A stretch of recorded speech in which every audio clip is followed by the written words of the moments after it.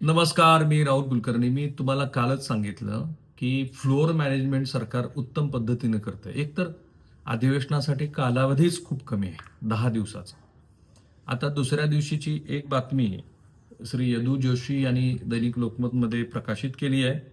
भाजपची गुगली श्री विजय वडेट्टीवार यांना विधानसभेत, तर अनिल परब यांना विधान परिषदेमध्ये विरोधी पक्ष नेतेपद. आणि काँग्रेसच्या या नेत्यांना आणि शिवसेनेच्या ह्या नेत्याला दोन्हीकडं विरोधी पक्ष नेतेपद देऊ असं भाजपनं महाविकास आघाडीला संदेश दिला आहे. का दिलाय संदेश? तर इकडे सतेज पाटलाची इच्छा आहे विधान परिषदेवरती विरोधी पक्ष नेतेपद हवं म्हणून, आणि विधानसभेमध्ये भास्कर जाधवाला शिवसेनेकडनं अपेक्षित आहे की त्यांना अध्यक्षपद मिळावं, विधानसभेचं विरोधी पक्ष नेतेपद मिळावं. आता ही त्यांनी महाविकास आघाडी अंतर्गत केलेली घडामोड आहे. पण त्याला काय दिसतंय?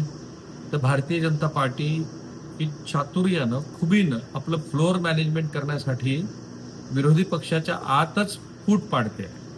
जर भास्कर जाधवाला न देता ते जर विजय वडेट्टीवार यांना दिलं तर लढाई कुठे लागेल? एकतर ती मुळामध्ये लागेल महाविकास आघाडीत.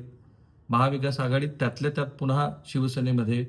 कारण विधानसभेचं विरोधी पक्ष नेतेपद हे ज्या पद्धतीनं भास्कर जाधवांना दिल्यानंतर शिवसेनेला वाटतं की आपण एक आक्रमक भूमिका घेऊ, तर तसं तर होणार नाही जर भाजपनं हे सांगितलं तर. आणि विधान परिषदेमध्ये पण सतेज पाटलांचा दावा आहे, सतेज पाटलांचा विधानसभेला पराभव झाल्यानंतर त्यांना विधान परिषदेत संधी मिळालेली आहे.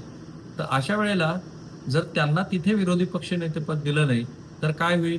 पुन्हा महाविकास आघाडीमध्ये चर्चा होईल. बरं, भाजपनं जे दोन्ही प्रस्ताव दिलेत त्याच्यात काय दिसतंय? तर त्यांनी बॅलन्स केला, एक शिवसेनेला एक काँग्रेसला.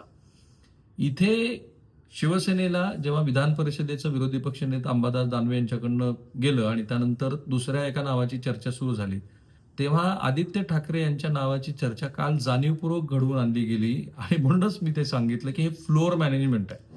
आज दिवसभर चर्चा काय होत राहील? तर भाजपनं दिलेल्या ह्या पर्यायाची. मग महाविकास आघाडी अंतर्गत पण वेगवेगळे वाद प्रतिवाद होत राहतील आणि सरकार आजचा दिवस तारून नेईल. काल दिवसभरामध्ये त्यांनी 70-71 हजाराच्या त्यांच्या पुरवण्या मागण्या सादर केल्या. त्या पुरवण्या मागण्यावरती खरं तर सखोलपणे विश्लेषण होणं अपेक्षित होतं. तुमच्या बजेटमध्ये जेवढं आहे, कारण विक्रमी दुसऱ्या क्रमांकाच्या ह्या पुरवण्या मागण्या आहेत. ठीक आहे, महाराष्ट्रामध्ये एक मोठ्या पुराला महाराष्ट्र सामोरे गेला, पण ते आणि ह्या पुरवण्या मागण्या ह्याचं गणितच जुळत नाही. कशाचा कशालाच मेळ नाहीये आणि पुरवण्या मागण्याच्या संदर्भामध्ये.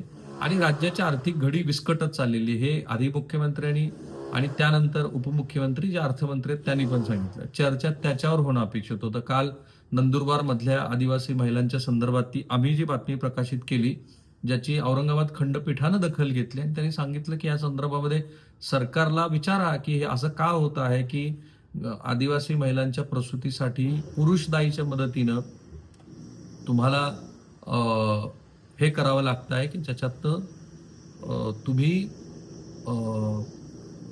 ब्लेड, बांबू आणि मोहाची दारू याच्या मदतीनं तुम्ही या महिलांच्या प्रसूतीकडे बघत आहात. खरं म्हणजे इतकी भयंकर बातमी आल्यानंतर सभागृहामध्ये किती गोंधळ होणं अपेक्षित होतं. काय झालं? काल दिवसभर चर्चा होती ती आदित्य ठाकरे होणार की नाही. आणि मग पुढं सरकार घाबरत आहे असं भास्कर जाधव म्हणाले. त्याला उत्तर देताना शंभूराज देसाई यांनी 2021ची पुनरावृत्ती होईल जेव्हा मुख्यमंत्री म्हणून उद्धव ठाकरे यांनी एकनाथ शिंदे यांना डावलून स्वतःकडे मुख्यमंत्रीपद घेतलं. माझं मत आहे की उद्धव ठाकरे यांच्या राजकीय कारकिर्दीमध्ये 2 मोठे ब्लंडर त्यांनी केलेत. एक, त्यांनी भाजपची साथ सोडायला नको होती, आणि 2, त्यांनी जेव्हा महाविकास आघाडीचा हात धरलाय तेव्हा स्वतःकडे मुख्यमंत्रीपद न घेता ते इतरांना देणं अपेक्षित होतं. कारण त्यामुळं ठाकरे म्हणून जो काही आवरा होता तो टिकला असता. जे नेहमी बाळासाहेब म्हणायचे की रिमोट कंट्रोल माझ्या हातात आहे. उद्धव ठाकरे यांचं तिथं चुकलं, आणि चुकल्यानंतरचे परिणाम आपण बघतो आहोत की यशस्वीपणे. कारण शेवटी कसं आहे की प्रत्येकाला राजकीय महत्वाकांक्षा असते. ही महत्वाकांक्षा जेव्हा पूर्ण होत नाही असं लक्षात आलं की मग मनुष्य तन मन धनानं प्रयत्न करतो, जे एकनाथ शिंदे यांनी केलं. आणि त्यांचा आधीचाच पक्षामध्ये असलेला जो काही त्यांनी केलेल्या वेगवेगळ्या पद्धतीच्या मदतीमुळं जे काही प्रस्थ होतं त्याला उठाव मिळाला. आणि त्यानंतर असं दिसतं की उद्धव ठाकरे यांच्या ह्या एका कृतीमुळं शिवसेना फुटली. अन्यथा शिवसेना फुटली नसती जर इतरांना कोणाला मुख्यमंत्रीपद दिलं असतं. नारायण राणे आणि मंडळींनी पण पक्ष सोडला तेव्हाही उद्धव ठाकरे यांच्या राजकीय महत्वाकांक्षेची चर्चा झाली होती. त्याची पुन्हा पुनरावृत्ती होऊ नये असं उद्धव ठाकरे यांना वाटणं साहजिक आहे. म्हणूनच मी काल सुद्धा सांगितलं की आदित्य ठाकरे हे उत्तम विरोधी पक्षनेते होऊ शकतात का? तर त्यांनी अभ्यास केला तर होऊ शकतात. त्यांच्याकडे ते स्किल आहे. आदित्यचं वेगळ्या पद्धतीच्या याच्यावरती एन्व्हायरमेंट वगैरे सिटी सेंट्रिक इश्यूजवरती बऱ्यापैकी कमांड आहे असं दिसतंय. उर्वरित महाराष्ट्राचा आवाका ठाकरेंना कधीच नव्हता. पण तो भाग वगळला तरी सुद्धा आता ज्या पद्धतीच्या चर्चा या विधिमंडळाच्या अधिवेशनात सुरू आहे, ते दाखवतात की ह्या चर्चा जाणीवपूर्वक घडवल्या गेल्या आणि या चर्चा घडवून महाविकास आघाडीमध्ये फूट पाडण्याचा प्रयत्न आहे. दिस इज कॉल्ड फ्लोअर मॅनेजमेंट. हे खूप व्यवस्थित होतं. बरं त्याच्यात असं आहे की भाजपची जी मंडळी आहेत, जी आता सभागृह आहेत ती धुरीण आहेत. कारण त्यांच्या पण आता 3-3, 4-4 टर्म होत आलेत. स्वतः देवेंद्र फडणवीस हे धुरीण आहेत. उलट पक्षी काँग्रेसमध्ये जे सीझन नेते होते ते एकतर बॅकफुटला गेलेत किंवा पराभूत झालेले आहेत. राष्ट्रवादी काँग्रेसमध्ये जयंत पाटलाकडे ती ताकद आहे की ते जयंत पाटील ही फ्लोअर मॅनेजमेंट ओळखू शकतात. पण ती फ्लोअर मॅनेजमेंट ओळखून त्यावरती कृती करावी अशी त्यांची स्वतःची किती इच्छा आहे असं वाटतंय. कारण पक्षांतर्गत त्यांच्या बऱ्याच घडामोडी घडल्यात आणि याच्यामध्ये सरकार यशस्वी होत आहे. आजही मी तुम्हाला सांगतो की काय होईल, सभागृह सुरू झाल्यानंतर विरोधक पायऱ्यावरती बसतील, घोषणाबाजी होईल, पुन्हा महत्वाच्या मुद्द्यावरती चर्चा सोडून बाकी. आज कांद्याचा प्रश्न किती गंभीर आहे. सोयाबीनच्या दरात आता तेव्हा वाढ झाली जेव्हा शेतकऱ्यांचं सोयाबीन पूर्ण संपलेलं आहे.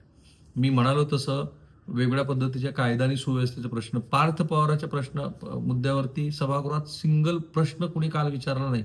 कारण हे सगळं आळीमिळी गुपचिडी आहे. जर अजित पवारांना प्रश्न विचारले तर ते अर्थमंत्री आहेत, पुन्हा आपल्याला अडचण करतील. आणि म्हणून हे जे काही चाललंय हे महाराष्ट्राच्या हिताचं नाहीये. विरोधी पक्ष म्हणून जी सक्षम भूमिका तुम्ही बजावणं अपेक्षित आहे ते तर तुम्ही बजावत नाहीयेत आणि तुम्ही अपेक्षा करता की ईव्हीएमचे मुद्दे, मतदार यादीतले घोळ अशावरती तुम्हाला लोकांनी निवडून द्यावं. ते होणार नाही. भारतीय जनता पार्टी हा सक्षम सत्ताधारी घटक पक्ष आहे. तो जसा फ्लोअर मॅनेजमेंट करतो तसंच ते लोकांचंही मॅनेजमेंट करतो. दरवेळेला नवनवीन मुद्दे येतात आणि त्या मुद्द्यावरती चर्चा होत राहते. बेसिक इश्यूजवरती चर्चा होते का असा प्रश्न जर पडला तर आपल्याला असं जाणवेल की ती चर्चा होताना दिसत नाही. आणि म्हणूनच ह्या फ्लोअर मॅनेजमेंटची मी चर्चा का केली, कारण हे कळलं पाहिजे महाराष्ट्रातल्या आणि मराठी जनांना की जे जगभरामध्ये आहेत की ह्या फ्लोअर मॅनेजमेंटमध्ये विरोधी पक्ष कसा कमी पडतोय, चर्चा कुठल्या अंगाने सुरू आहे, चर्चा कशावर व्हायला पाहिजे. बरं विरोधी पक्ष नेतेपद मिळालं तर ते वेल अँड गुड, पण समजा नसेल मिळत तर त्याचा अर्थ असा नाही की तुम्हाला विरोधी पक्षाची भूमिका बजावता येत नाही. तेवढे गट्स तुमच्यात पाहिजे, तेवढा अभ्यास तुमच्याकडे पाहिजे आणि मुळामध्ये तुम्ही लोकात राहायला हवं. जे श्री राहुल गांधीपासून ते मला वेगळ्या ह्या मंडळीपर्यंत असं दिसतं आहे की लोकांमध्ये न राहण्याचेच यांना तोटे होत आहेत आणि प्रश्नही त्यांना लक्षात येत. थांबूया आपण.